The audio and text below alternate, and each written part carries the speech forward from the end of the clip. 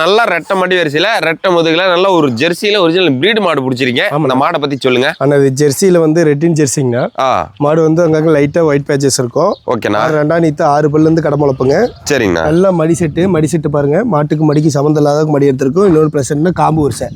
நல்ல காம்பு வரிசை. ஒரு காம்புக்கு நல்ல இடைவெளி, நல்ல குணமான மாடு. சரிங்க. கண்ணு போறதுக்கு இன்னும் ஒரு வாரம் டைம் இருக்குங்க. தண்ணி திணிக்கு பிரச்சனை இல்லாத மாடு. சுழி சுத்தமான மாடுங்கண்ணா.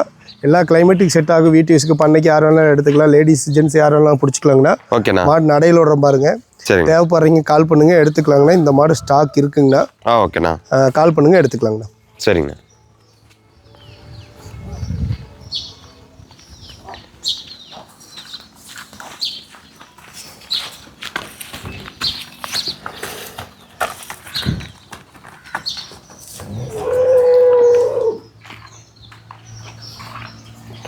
போதுமா?